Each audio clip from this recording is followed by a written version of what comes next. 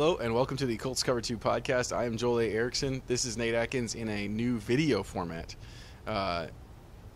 We were a little as surprised as you guys are that we're going to put it on video, but it's the new move. We're going to start trying to come up with some stuff to make things a little more visual, a little less audio. I think one of the things we might do is bring a mascot. Today, our mascot is both coffee. It's always going to be my mascot. It's always going to be yours. No, you have to come up with something different. But it is notable, I think, that my coffee is of the hot variety, and Nate's is of the cold variety. Yep. I don't do that. I do that half a year and then hot half a year. So seasons haven't changed yet. What's the temperature threshold? Like 60 degrees.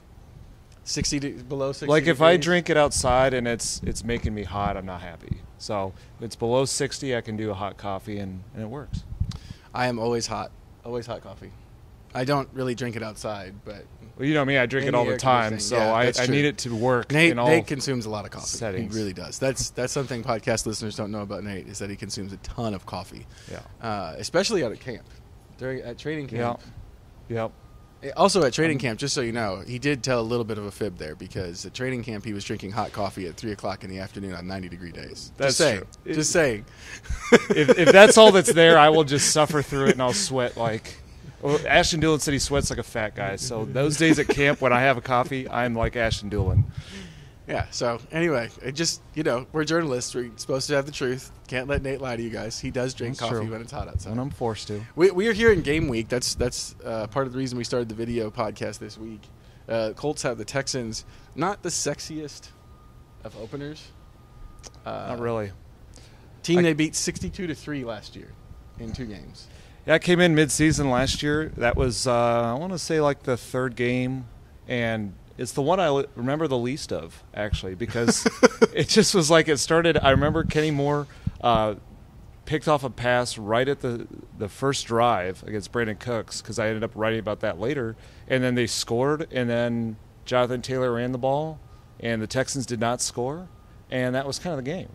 And I went back and looked at the first meeting, and it seemed like that too. So when we did game-by-game predictions, at one point on one of them, I said, this will be like every Colts-Texans game I've ever seen, which is like an uncompetitive game. It's an in-joke because it's one. You've only seen one, technically. I know. But I feel like I've seen them all. That's how it goes. No, I'm just kidding. I mean, the Texans are what's weird is they were a lot better last year than people thought, I think. Like, they really scrapped. They challenged some teams. People thought they would just be, like, the worst team in the NFL, and they weren't. But against the Colts, they were. It felt like that's what people thought the Texans would be. Will they be much different this year? David Culley's out. Lovie Smith's in. I don't know. I'm guessing not, but maybe Davis Mills is better than the one we saw in that game I'm referencing. Davis Mills was really bad, and then you look at his numbers after that game, and he really seemed to turn it on, and they want to give him a chance. So maybe there's a route where this is a little different. Yeah, I think the Texans is an interesting opener, mainly because it's the opener. The opener is something the Colts haven't won now in, I believe, 8 years. And a lot of weird circumstances, too. Nat Newell's got the breakdown for us on this, but I think the thing that stuck out to me was in 4 of those seasons, the Colts were a winning team. In 2 of them, they were a team with a losing record. In 2, they were a team that finished 500, exactly at 500. So it's not a quality of team thing. Like I think the Browns are like 0-16-1 in openers. Is that right? Yeah. Nate is from Cleveland, so he has the Browns expertise. I remember the last time they won was 2004, and I was in 7th grade. So that's how long ago it was. But like you said, that in that entire span, they've had 2 winning seasons, and so they lose openers because they're not a good team. Because they're not good, which isn't the truth with the Colts. In one case, too, they lost the opener with a team that ended up with a losing record. But they lost the opener in a stretch where they went 5-2 to open the season.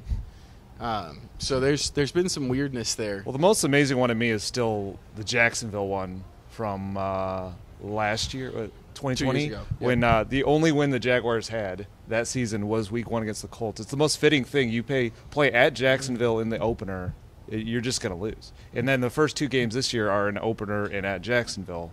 So that was fun to pick in the game-by-game picks. In our predictions, by the way, Nate and I are taking opposite strategies on the two streaks. I'm just going to tell you now, I'm going to pick the opener and the Jacksonville game for the Colts to win until the streak is broken. The superstitious part of me keeps thinking at some point this has to snap.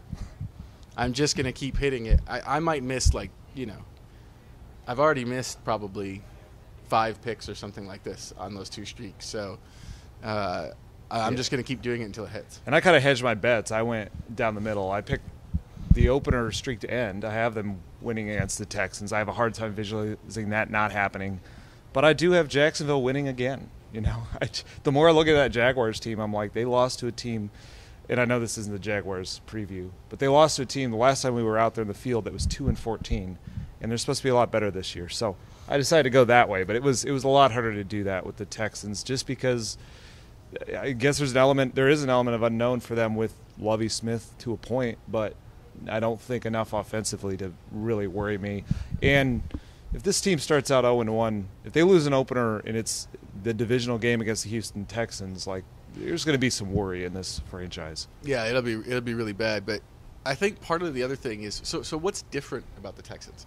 Because Lovie Smith is the head coach. Obviously, that's different than David Culley, but he was the defensive coordinator last year.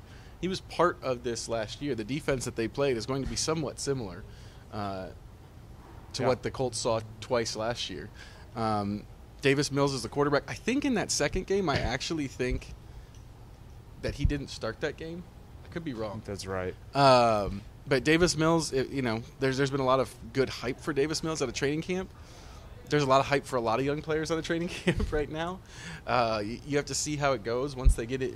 Once he's going against Stephon Gilmore and Kenny Moore and Yannick Ngakoue is coming off the edge. Although this is actually a tough matchup for Ngakoue. Because one of the 2 players, I was thinking about, if you're going through the Texans roster, who are the plus players on the roster? To me, there's 2. It's Laramie Tunsil at left tackle and Brandon Cooks at receiver. That's pretty much it. And then everything else is a projection. So Ngakoue does have a tough matchup. Yeah, for sure. And that's going to be really interesting to see Yannick Ngakoue with this defense, this Gus Bradley defense. He's run that forever. The Colts have not run it forever. So he's the one guy who can kind of set the tone for that defense in a game. But, yeah, he's going up against Laramie Tunsil, which is the one least exploitable matchup. I think even less exploitable than Brandon Cooks because Kenny Moore and Brandon Cooks have a history, and he kind of knows how to play him a little bit. And there's also you rely on Davis Mills to connect with Brandon Cooks. There's also Stephon Gilmore that they can put on Brandon Cooks, and they play together too. But it's going to be harder for Yannick Ngakoue, but he's coming for it this year. I mean, that guy is so motivated. He's in really, really fine shape. It's 232 pounds. And if this game goes how the last few against the Texans have gone, the Texans are going to be chasing points, a lot of drop-back passing situations for a young quarterback, where I think that's where a guy like Yannick Ngakoue kind of licks his chops. But it is a tough matchup, so that probably will decide whether this becomes – this stays competitive, or if there's a route where the Colts blow this open, it's probably because Ngakoue wins that matchup and the Texans don't have enough else to counter with. Brandon Cooks is kind of an intriguing part of this game to me. I agree that Kenny Moore's skill set fits him. If I were the Texans, if I was the Texans, I'm not. Pep Hamilton is the Texans offensive coordinator.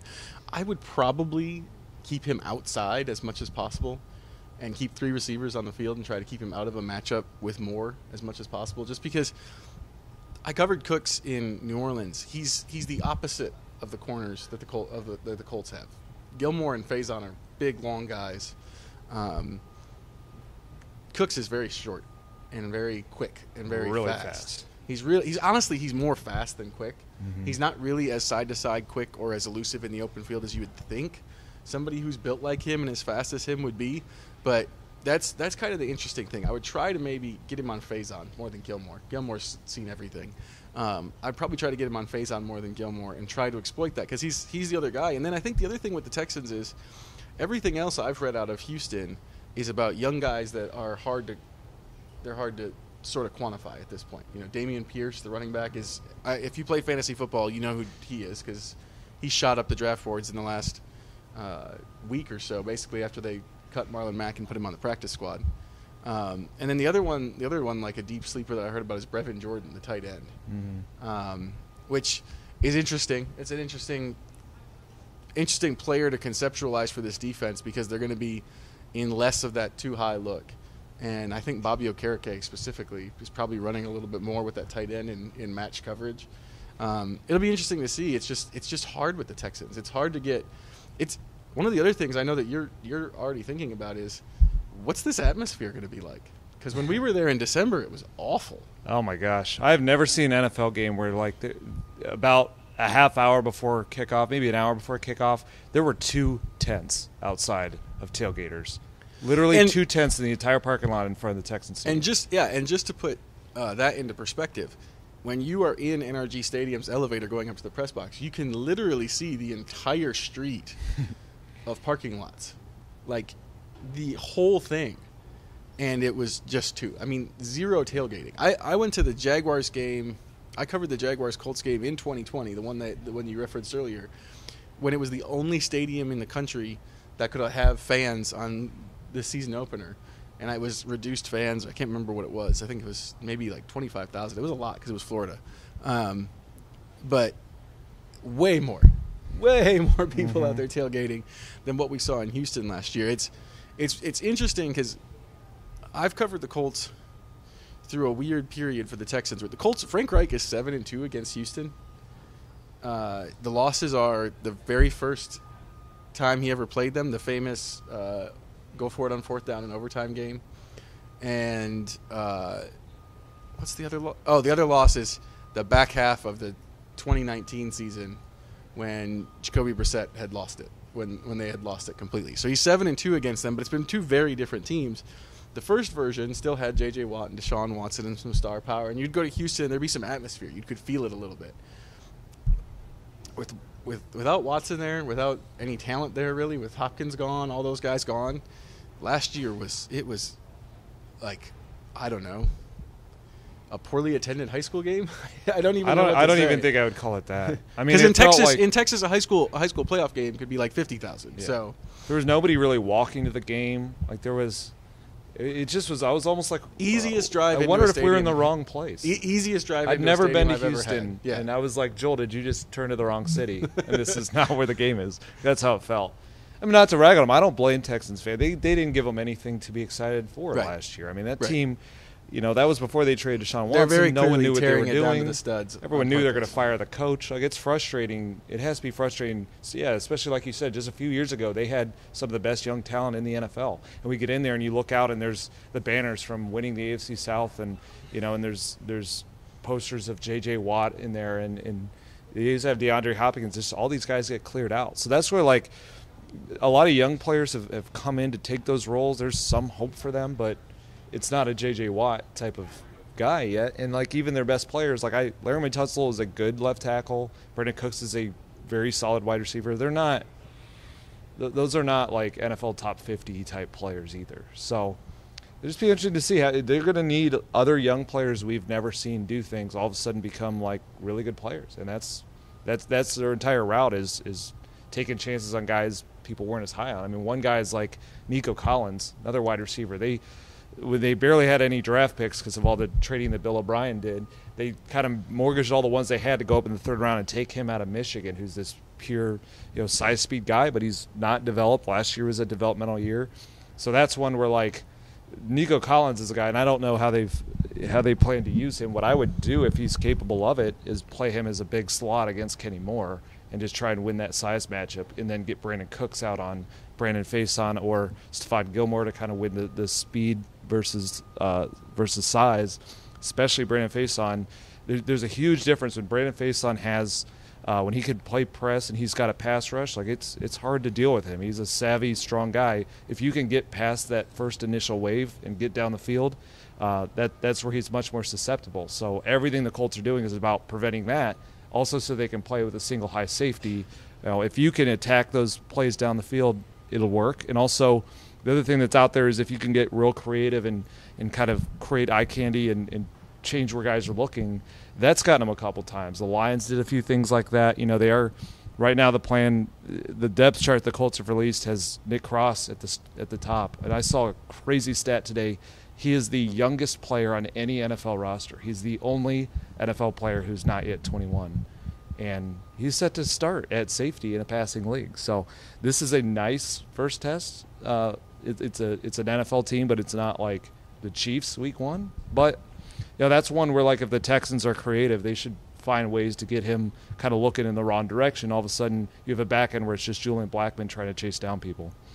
I think, obviously, and this is probably how most of these podcasts will go during game week when we're previewing the next game, you can look at the opponent. I don't know that you get a lot from looking at the Texans. I think it's more interesting to think about what the Colts are going to do and how they're going to look different. The second game against the Texans last year, the Colts were very conservative. They ran it over and over and over and over and over again. It was sort of it was right after that Tampa Bay game when they threw 26 times in a row. And I don't think that's what it was. I don't think it was a reaction to that. I think it was when you're playing a team that's clearly at a disadvantage to you, the only way they can win is if you let them in the game. And so Reich basically was like, I'm just running the ball, and so we can't give the game away. I don't think we're going to see that on Sunday. Despite the fact that I don't feel like the Texans are that much better, unless there's in ways we don't know. I mean, if Pierce is something, if they've got a better line together there. The biggest one is Davis Mills. You're right. It's the biggest one is Davis Mills. But I don't see anything different from the Texans. What I do see a difference in is the Colts.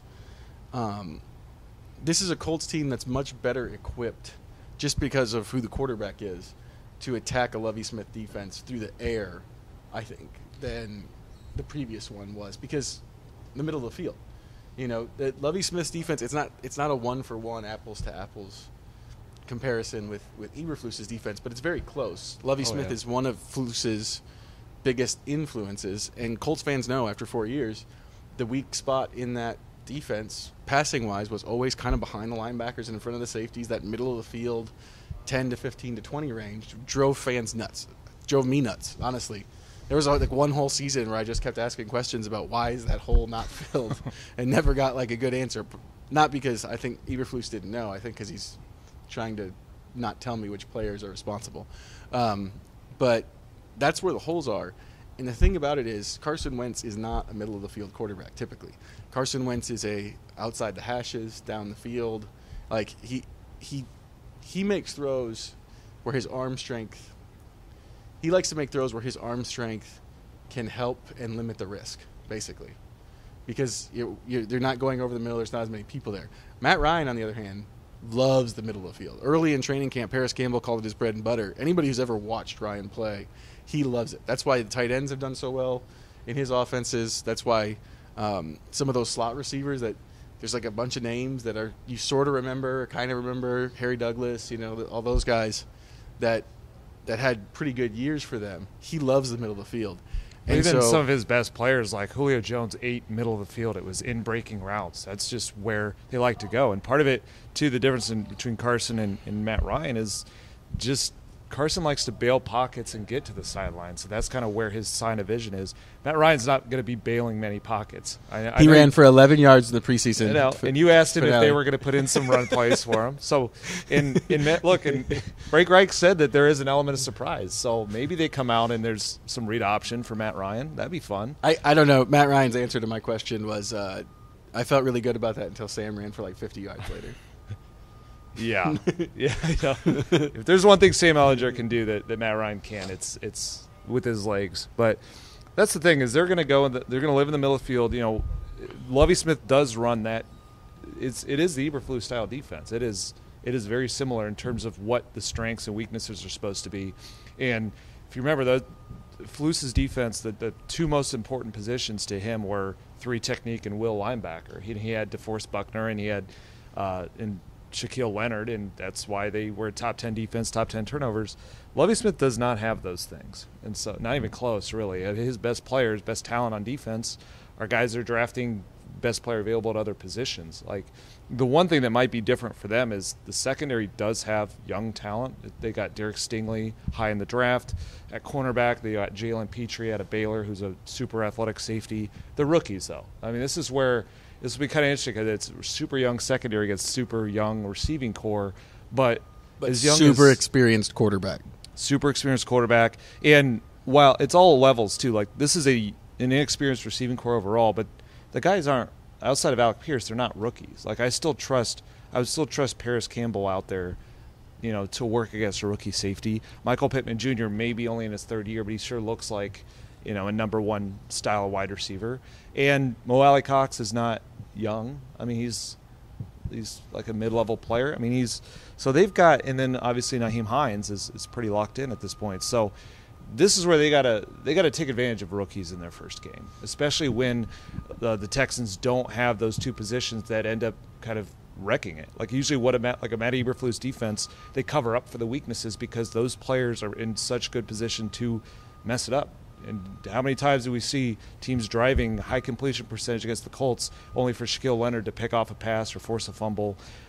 We'll see if the Texans have those guys. I don't think they have them at those spots, but maybe there's like a Derek Stingley play that we haven't seen yet, and there's a reason why he was a top 10 pick. The Hines usage is my number 2 thing on offense to watch. I don't think it's been much of a secret that the Colts want to get him and Taylor on the field together a lot. And we've seen some of it in training camp, but it's training camp is different because in training camp you're getting roughly 20 to 25 plays and 11 on 11 per practice with the first team offense. It's not. I mean, they're going to run 65 to 75 in an NFL game, so you're getting a third ish of what you'd actually get. So you'd see it. It's hard to know the frequency of some things unless it's overwhelming. Like Michael Pittman catching a third of Matt Ryan's passes. That's overwhelming. It's hard to miss that. But the Hines usage, we saw some of that. The coaches have talked about it.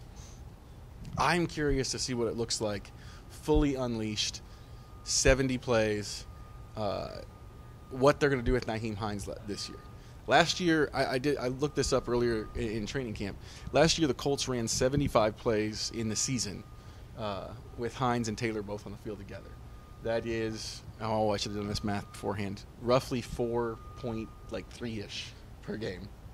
I think it's going to be higher this year. Yeah. I think they're going to have those two on the field more together. I think Hines is going to be more involved just because of the quarterback. But I think they're going to try to emphasize his role even within the scheme. I'm going to be interested to see if he gets higher than his career high of percentage of plays, which I think is around 39% of the plays in the offense. The hard part there is that was a year when he was sometimes the number one back because of injuries and things. So it might be tough to get there. He's traditionally been more around 33. If he's up around that 40% range, based on what they did with both of them on the field last year, very interesting development for this offense. Yeah, it is super interesting. And one thing I noticed with Nyheim Hines, we talked a ton about him in the spring because it felt like that was the first connection Matt Ryan had was with Nyheim Hines. They were doing a lot of stuff, motioning him in and out. And then they kind of tucked a lot of that away. I feel like we got into training camp, preseason games. Even like when Hines started a preseason game in Buffalo, he was used more as like Jonathan Taylor. I mean, it was running the ball a lot. It was not the stuff that you normally see. And then Frank Reich comes out and says, we did nothing in the preseason schematically. It was intentionally vanilla. That might be my favorite Frank Reich answer of the year. Yeah. It was just so honest. he said it twice for emphasis. He said, we did nothing. We did nothing. And Nyheim Hines, if there's one player on this team that you're like, who is most emblematic of this scheme, it's Nyheim Hines. So they're absolutely going to roll out some stuff that we haven't seen recently. And really that was their strength last year. They were so good on game scripts, and then it would, then the passing game would fall apart once they got out of that. But it's going to be a huge part of this team too, because we still see the concerns at wide receiver. I still have questions about whether these guys for 4 quarters can consistently answer blow for blow in a game like with the Chiefs. But what they can do and what they're going to look to do is come out with really good game scripts, the things they put together on a week-to-week game planning basis with Matt Ryan and Nick Foles and Frank Reich and Marcus Brady and Nyheim Hines. And really, ideally, the formula is go out there, play really well to start offensively, get a lead, and then let your pass rush and Jonathan Taylor take over. And that's what this game should be the best test of that, because it is a vulnerable opponent. And if they can get that working and get Davis Mills chasing their offense, they're in a much better spot. But Nyheim Hines is huge for that, because also they're easing these receivers in. It's Alec Pierce's first game ever. It's Paris Campbell is back, healthy for now, figuring out what his role is. Like, it's young tight ends or outside. I believe his last play was a touchdown against the Texans last year. Well, he played against Jacksonville. Yep. But his last healthy play was against the the Texans last year. Yeah. So the two things I'm most intrigued to watch are, yes, the role for Hines and Paris Campbell. Is that, like, I sat down with Paris last week, and like they're trying not to like ramp up the hype on Paris yet, because we know how much it's gone wrong there, and there's a negative connotation of fight. He brings that up every time he sits down, as he knows there's a negative connotation about him not staying healthy. But I'm just telling you, he's been healthy this camp. It's been pretty good. It's been, it was, flash more at the beginning. Maybe it fell off a little bit. That's another thing I think they've tucked away. He's another player I think is going to be, helped by the scheme and the stuff that they draw up out of the slot. You talk about the bread and butter. If those are bread and butter plays, they've not been using them a lot in preseason games. So I'll be interested to see how he does in this one, because that's where, again, like, young, talented secondary for the Texans, but a lot of rookies on the field, and like Paris should be a guy that kind of, he could have a showcase game if he's able to lock in. A couple more hints on the offense from what we were able to glean in training camp. That kind of go back to what you were saying about the game script. It did feel like that. They scored a ton on opening drives. It felt like it would break down a little bit after that. Coaching staff felt like there were things that they had schemed up or got to at times last year that did not get converted. Specifically, I'm thinking of RPOs. I know for a fact that in the RPO world last year, they felt like they were really good in the red zone, in large part because of Jack Doyle. Scotty Montgomery, who's he's the assistant coach on staff who's in charge of continuing to evolve the RPO game, staying on the cutting edge of that. And just for anybody who's listening to this and going, but Matt Ryan can't run, I said RPO, run pass option, not zone read, different. But he's the guy in charge of, Montgomery's the guy in charge of evolving it. And he said that Jack was just so smart down in the red zone that he could kind of get them into spots where it wasn't as bang or as tight a window as it maybe would have had to be. Whereas the place where they felt like they missed some big plays was out in the rest of the field. They felt like they left a lot on the table in the passing game. They left a lot on the table in the passing game in the Hines-Taylor personnel grouping, because I did all the workup on what those two did when they were on the field together. Running plays, they averaged 10.2 yards per carry, which is insane and unfathomable. In the passing game, they had some touchdowns, most notably the throwback to the Taylor against Buffalo, but it was 5.8 yards per attempt, and that's not because of Taylor or Hines. There were accuracy issues that they had accuracy issues in the RPO game. Like, I'm curious to see if we're going to see more of that stuff that they have. Colts have gone through the week, said, okay, if we get this look, we got to hit this. And then on the first drive of the game, they set it up, and then they get that look later in the game, and Ryan actually hits it. Whereas maybe it wasn't hit as much last year. And that's not even, I don't even need anyone to tell me that. That's just, they didn't throw the ball down the stretch last year because they weren't hitting enough of those plays. So that's another part of the offense. Are there going to be more things that were schemed up? One of my favorite things about the NFL is that coaches set things up early in the game to then beat you a different way later in the game. Quarterbacks do it too, especially veteran quarterbacks. It's going to be fun to see if they can do a little bit more of that, given that Ryan is at quarterback and some of his gifts and how they fit the offense, as opposed to what Carson Wentz did. Carson Wentz, his best plays are not necessarily schemed up plays. His best plays are off script, when he's just kind of doing it on his own. Matt Ryan can take advantage of what is schemed up for him. Yeah, it's a good point, because it is, I don't want to present the game script as something completely unrelated to the rest of the game, because for Matt Ryan, that is going to set up a lot of the rest of the game. They should be at their best in the game script. That's before defense is really adjusted to the plan.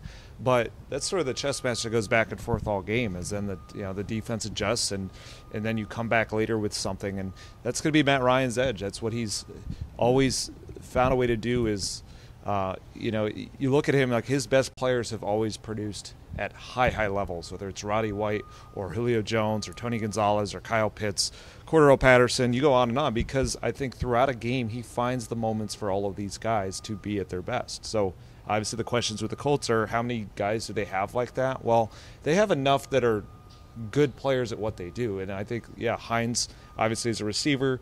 There's stuff with Jonathan Taylor. He's got to get – I think he's going to have a much bigger year catching the ball, at least than I saw in the second half, which is pretty much nothing.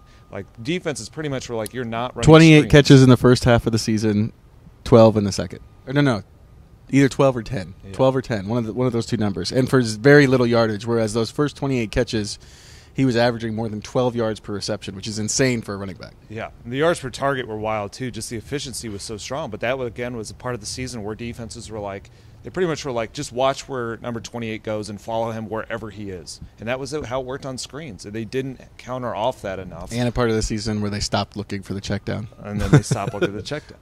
But yeah, that's the thing that's going to be interesting when they're both out there is that you can follow 28 if you want. You can send 4 guys to follow 28, and they'll just go back over to Nyheim Hines. And that's, a running back that could start on a lot of other teams. He's sort of obviously he's like a receiver running back hybrid, but that's a better version of a pass-catching running back than you're going to see from almost any team on the other side of the field. So this is going to fall on Matt Ryan a ton. And this is where, like, if people are underwhelmed by what they've seen training camp preseason out of this passing game, I don't blame you, but they don't have the edge that's going to be there that they're building around, which is Matt Ryan's ability to execute a game plan and build it on his own pre-snap throughout a game, and those receivers just go to his spots. That's what all of them keep emphasizing, is that you just got to listen to Matt Ryan, adjust. They run the reps, they do this stuff. They're not rolling that out in preseason games. So we're seeing what Frank Reich keeps talking about. It's all one-on-one plays, and at this point in time, Alec Pierce isn't going to beat all these, he's not going to beat Stephon Gilmore one-on-one very often. But if they're able to draw situations up where he's all of a sudden lined up on your third best cornerback, or he's able to get loose on a single high safety look, there's going to be stuff like that they've got to hit. They didn't hit last year. So their whole thing last year was get a lead in the game script and ride Jonathan Taylor till he falls apart and hope you force turnovers on defense. This year it's get a lead in the game script, still use Jonathan Taylor to add to that, and then have a pass rush that really punishes teams. But what it's also going to involve is they don't need guys like Alec Pierce or Ashton Doolin to, catch 8 passes a game. They need them to hit the one that's there. If Alec Pierce finishes games where he has 1 catch for a 40-yard touchdown, that's what they wanted, and that's what they're going to have to hit. Defensively, I think the thing I'm most interested in, and Gus Bradley sort of keyed me into this yesterday. He was asked about the Texans, and he wasn't asked about the Texans' running game. He was asked about the Texans' offense. And he came back to that running game, the physicality of the running game. Pierce has been sort of one of the stories of the NFL. I think this training camp, there's a lot of expectation around him. The run defense has not been great from the Colts, number 1 unit in the preseason and training camp. Now, I think that anytime you have Buckner and Stewart in the middle, I think it's going to be hard to run up the middle. I think those edges a little bit, though, is where I'm interested, and I want to see how they do against this Texans running game, which, the Texans running game may fall flat. Who knows? This was a Texans running attack that was either 31st or 32nd last year. I can't remember which. But so for them to be really good is a big leap. But it's where a lot of the buzz is right now. And, again, it's what Gus Bradley was thinking about yesterday when we talked to him. If you're listening to this, we're taping this on Wednesday, so we talked to the coordinators on Tuesday. If that's what he was thinking about, and I think that's what I'm most interested to see, because I feel like the Colts, given the experience they have with Gilmore and Moore in the passing game, I feel like they have an edge on Davis Mills, just with those two. Yeah, and that's like if the Texans – I trust Pep Hamilton to build a game plan where you're trying to still minimize Davis Mills. Even if you believe in him, he's a young quarterback who has one go-to receiver, and we'll see what else. They've got to grow that throughout the season. So to do that, you need a run game. That's what really killed the Texans last year. I think that's why people were impressed with Davis Mills down the stretch, is he made some plays without any help of a run game. So they're trying some things this year. That's where Damien Pierce, he has looked good, and he's we see mid-round running backs come in and really hit it as long as the system is decent. They brought in A.J. Cann from Jacksonville to play at right guard. That should help them out. Obviously, Laramie Tunsil's pretty good. And then there's question marks elsewhere. But, yeah, that's the thing where, if they can get Pierce on the edge, especially behind Laramie Tunsil, and that's where, Yannick Ngakoue is not built to stop the run. I mean, he feels like he'll be better at it than he's been because he's at that advanced level of the Gus Bradley defense where he can jump the snap and sort of – he's almost like a linebacker who's redirecting the run to his bigger teammates, getting it back to DeForest Buckner. Yeah, or a chase player. Yep. Yeah, he's not like he's not an edge-setting defensive end. But there's still ways to exploit that if the offense runs the play really well. On the other side, it'll be Kwity Paye or it'll be Tyquan Lewis. I'm sure we'll get snaps, and that's where you're gonna have to try and win is getting out to those edges, and that's part of why. That's where like Nick Cross is going to be challenged too. Is that like you should try and run at a 20-year-old rookie safety who's trying to learn all the run fits. So. But they are playing with that extra safety in the box a lot of times, so they can play single high. So really, to the Gus Bradley defense, the flaw of it is if you can hit big explosive plays in the passing game, you will probably win. This game plan the Texans are going to have, though, is probably to minimize Davis Mills and get him comfortable, which is leaning on the run. If they can start winning on the edges, though, and they set up situations where they can throw over the top, that's where you can see the Texans do a little bit more on offense than we saw last year where they had 2 field goals in 2 games. We'll wrap this up by talking about something I don't like to talk about, predictions. Your favorite thing in the world. I just want to say that I do them against my will. I'm told that you guys like them, so I've done them. Not my favorite thing. I don't like predicting games in December. Don't like that. Don't like predicting games in December and August. It's not fun for me because things change. Things change. And I'm told I should just, be happy and go with it, but it's just not the way my brain works. We both have them going 12-5, though. I think that, you have to kind of make these predictions based on the injury situation you're dealing with at the time, which is really good right now. So that's the way I factored it in. Obviously, major injuries to Michael Pittman or Jonathan Taylor or, God forbid, Matt Ryan change the outlook. But I think part of the reason I went 12-5 is just I just like the balance that seems to be there with this team. There's questions about wide receiver, there's questions about tight end. I just keep thinking about the 2020 season when the passing game was pretty darn efficient and maybe had less in terms of weapons because Michael Pittman wasn't fully formed yet. I think Pittman's going to have a huge season. I traded a draft pick for him in a fantasy league because I think he's going to have a big season. So that's kind of where I was coming from. And then the other thing, and this happens every year, is whenever I do these game-by-game picks, I find out how much I don't like some of the rest of the NFL. But you have to factor in some stuff that goes. You have to factor some stuff in from the Frank Reich era. Like, I have them winning some games that I think other people would have them losing because Frank Reich consistently wins games against playoff teams that other people would think they would lose at the beginning of the year. It happens. They won 4 games against playoff teams last year, and a lot of them in primetime situations. So they're usually good in those situations. So you make some of those picks that way.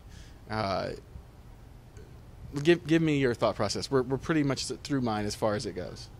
Yeah, the way I've always kind of been high on this iteration of the Colts offense with Matt Ryan because last year it was like the thing that was always missing. They had this amazing run game, and they forced teams to play with extra guys in the box, and they couldn't take advantage of it. They didn't spread the ball around. They didn't hit plays in the middle of the field. All the things that they needed, the stylistic quarterback they wanted, the experience level they wanted is here now, and I do have questions about wide receiver, but I still think overall I'm pretty sure I know what they're going to be on offense. And then there's a lot of potential on defense. That is where, though, that's what was kind of hard to totally figure out. I had them at 12-5. I think that's probably in the higher end of what I guess the odds would think that they're going to be. The 12 wins is hard. 12 wins is hard. Like initially when they made the Matt Ryan trade, I thought maybe they could get to 13, but I think they need a little bit more wide receiver help, and it just totally depends on where injuries fall because, like you said, this is going to be completely different if Michael Pittman's not out there. But if it's injury, like other spots, they have a lot of depth, like linebacker or even parts at running back and in the secondary cornerback. They're like if Isaiah Rodgers has to step in, they're great. I'm fascinated to see though how the defense plays out because on the surface numbers of Gus Bradley's approach with the single high safety is not good right now in the NFL. Like, the numbers of what passers are doing when you have single high versus two high, it's just like the easiest split in the world. They just shred single high looks. But this defense is trying to compensate for that with superstar players, adding Yannick Ngakoue and Stephon Gilmore, trusting Julian Blackmon, who looks really good to be that free safety. If they're able to keep the key players out there this season, they're obviously going to have injuries, but if they're able to keep most of Stephon Gilmore, Yannick Ngakoue, Michael Pittman, Matt Ryan, Jonathan Taylor, I have a really hard time seeing this team not win the AFC South. I like a really hard time because last year they blew 2 games against Tennessee on really bad quarterback play, to be frank. This erratic, not smart football, and I think they're going to get back to playing a smarter and more efficient brand of football, and they're going to be more steady. They've got such a great leader in Matt Ryan, and I think really good leaders and cornerstone players all over the roster who are ready for this moment. It's just, to me, about do they have – like, I'm pretty darn confident this team's going to go to the playoffs. The thing that would back me way off where we would look like fools for picking 12-5 is if they have one of these injuries that just really changes the entire outlook to those 4 or 5 players I mentioned. I'm hoping they all forget that I made a prediction, unless they finish 12-5, in which case I will bring it back up at the end of the season. But I'm hoping that most of you forget this prediction very quickly. That's generally what I want. Nate is much more fine with predictions. If you're listening to this on Wednesday, you might not have seen it yet, but later in the week, if you're looking for something, Nate's going to have bold predictions. Predictions, which is the antithesis of me. I am not a bold prediction person. I am a very boring prediction person. Very reasonable and sensible. I'm ready for the smoke, so bring it. For bold predictions, though, I feel like the way I play those is I say that they're not supposed to happen, so you can't hold it against me if they don't. But if they do, you better believe I'll bring it up. Nate said bring it, so those of you who would like to bring it, I think that I'd ignore the last sentence he just said. That's Nate Atkins' Twitter account, by the way. That's not my Twitter account. Hey, if I look dumb for picking them to go 12-5, I'm just going to bring up that I wasn't the only one. That's not a bold prediction. We've moved to the bold predictions now. Is 12-5 bold for this team? I don't think so, because I think a lot of people are picking them to win the South. I think there's a lot of people who are picking this team to win the South, and they do have. Part of it is just the way the schedule lines up, too. I don't like Pittsburgh this year with their 3-headed quarterback mush. I don't like Minnesota. I mean, I know that game's on the road, but I don't like that. Like some of their interconference, the extra games. New England is the AFC East one. I don't know how I feel about New England either. Yeah. You know, this is what happens every year. Is I end up just realizing how much I don't like other teams. But I feel like that if you could switch those teams out in certain divisions with other teams, I'd be going, okay, well, this schedule looks very different. It's those extras that kind of push me to 12-5. And I really think, like, I can't remember which publication, but they had like a expected wins thing. Most of those expected wins things have the Colts 3rd to 5th in the AFC. And it's because of the South, and it's because of the schedule, and it's because of the balance. And I think 12-5 is actually kind of chalk. It's kind of chalky. I think it's chalky when you go through it. I'm fine with chalk. I'm fine with chalk. I think it's chalky when you go through it. I mean, I see a lot of people think they're like 10-7. I'm pretty good with driveway chalk or sidewalk chalk. I don't know what the exact term is. You wouldn't know. You don't have kids to play with it, but that's right. But yeah, it's that's the thing is that you see training camp practice day over day where it's an imperfect version of a team, and you get caught up on what the team doesn't have.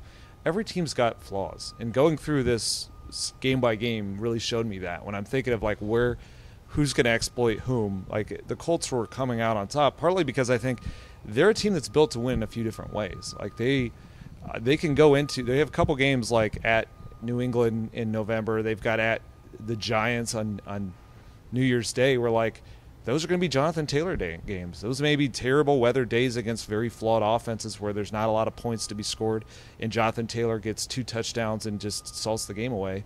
Or there's moments where they're at home against the Chargers, and I think they have enough offensively to get into the 30s scoring. And I think their games were like, if it's a real battle of defenses, their defense is more talented and more, bigger playmakers than what they're going up against. It doesn't mean they're perfect. That's where I say, like, it's all about what the injuries are, because every team's managing weaknesses, and they have certain players they just need to carry units. That's Jonathan Taylor, that's Michael Pittman, that's Matt Ryan, and that's DeForest Buckner and Yannick Ngakoue. Those are the top 5 players I have the most dependable, or the most essential Colts. So I don't think it's bold based on what they have right now. It'll just be bold if they lose some of those guys, but that's true for a lot of these teams. And yeah, going through the different games, there were only a couple there that I was like, I have a hard time. There's maybe actually only one that I think I was like, I'd really have a hard time seeing them win this from the outset. I think that was at Dallas, the last game before the bye week, coming off of a primetime game. That's a pretty tough spot. But every other game, I thought, is either they have more talent than the team they're against, or it's a reasonable spot to be in, like at home against the Chargers, rather than going on the road. That's 10 minutes on predictions. I have now fulfilled my quota for the year. Nat Newell better listen to the end of this podcast to know that I did that. Did 10 minutes on predictions. We have to head over to the Colts facility for access for the Colts Cover 2 podcast, now in video form. We'll probably try some stuff and see if we can get better at this as we go. But in video form, I am Joel A. Erickson. This has been Nate Atkins.